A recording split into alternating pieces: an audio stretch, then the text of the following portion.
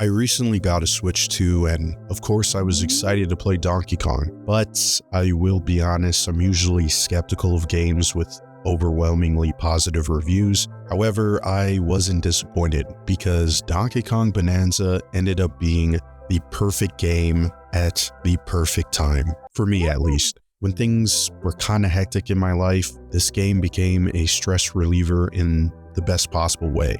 It gave me an experience that honestly I can only describe as unforgettable. And after playing it for the last month, basically being the only game that I've played, I just had to talk about it.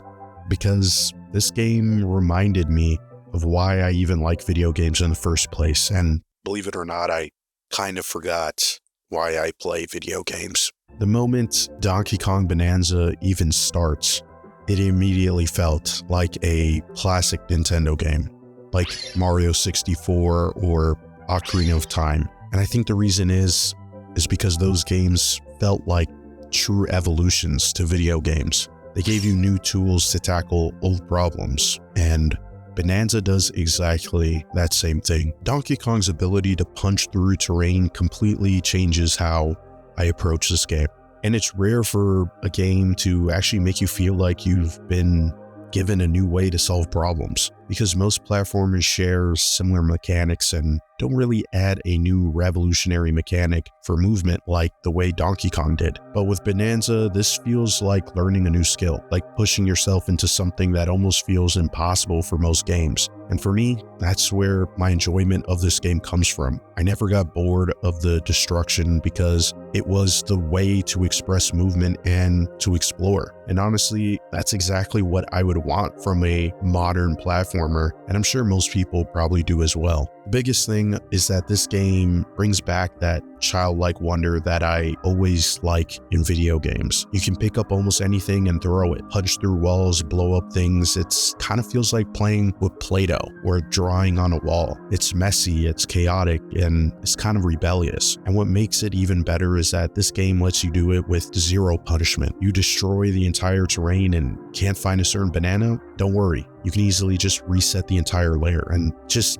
those little details, those quality of life that makes the game even better. In addition, there's really no rush to explore this game. You can go at your own pace, and even though there's a story, the game never feels like it's forcing you forward. There's no specific number of bananas needed to progress through layers, and if you want to move on, you can. And compared to so many other modern games that force you through long tutorials and unnecessary dialogue, Donkey Kong just lets you play. And that freedom ties directly into what I like to call the game's frictionless design. There's no one way to find a banana. Sometimes you could just stumble on it by accident. I get that for some people that might make the game feel a bit aimless or even too easy, but to me it makes everything feel less like a chore. Collectathons usually become repetitive and dull the more you play them.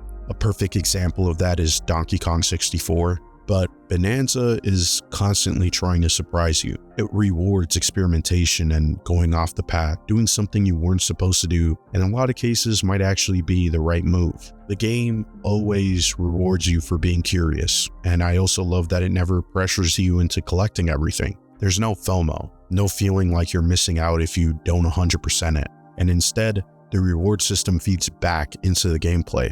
Every banana you collect goes into DK's skill tree to improve them, so you can get more health, longer abilities, a stronger punch. So the reward isn't just completion, but rather getting better at the game itself. Another thing that really stood out to me is how Donkey Kong feels so good to control. Movement in platformers is something most people don't always notice until it's bad. Another example of this is Mario Sunshine, where Mario's movements can feel really slippery at the worst times, and he's never precise. With Bananza though, even though Donkey Kong is this heavy character, you can always understand how he moves. You could do chain jumps and use terrain to boost yourself up or roll into a longer leap. The better you get, the more expressive your movements become. And there's the material system. At first, it seems pretty straightforward, like using water on ice to deal with lava, but later it gets more creative. A great example of this is the feast layer, where you have to use salt to dissolve the muck that's covering the entire theme park, which allows for some interesting puzzles and hidden bananas and fossils. The thing is, Donkey Kong Bananza feels like it has a defining identity, especially compared to other modern platformers,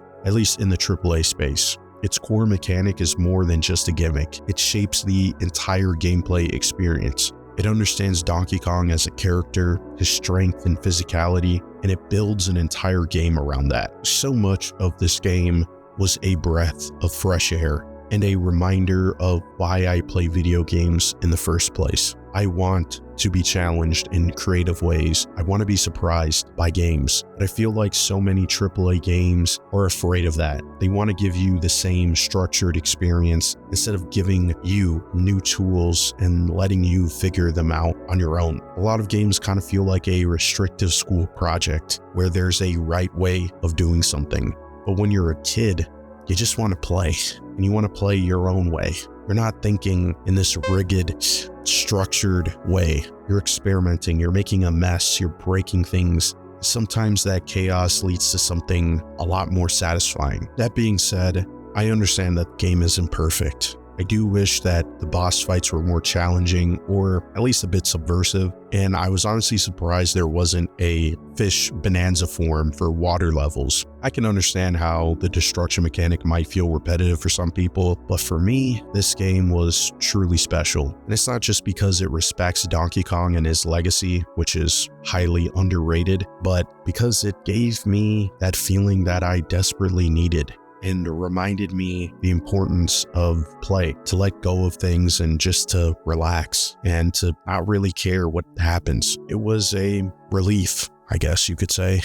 Honestly, if you don't have a Switch 2, I would highly recommend buying one just for this game. That's how good it really is. And I know that seems quite surprising and maybe over-exaggerated in some cases, but I really do think that this is the Switch 2's version of Breath of the Wild. And it's kind of a shame that it really doesn't have the same level of attention or sales, because I really do think this game is a game changer and it's 100% worth playing. So that's going to be the ending of this video. It's going to be a very short video. I didn't really want to go on and on. I wrote a little script. This game really did mean something to me, and I just wanted to write down my thoughts and turn it into a video, since it's been a few years since I made one, and I really want to get back in the rhythm and try to actually make something worthwhile. And so I'm going to be trying to consistently post. My goal is to put out a video every 2 weeks, and I'm just going to throw shit at the wall and see what happens. Yeah, so if you got this far, I really appreciate it, and guess I'll see you in the next video. Peace.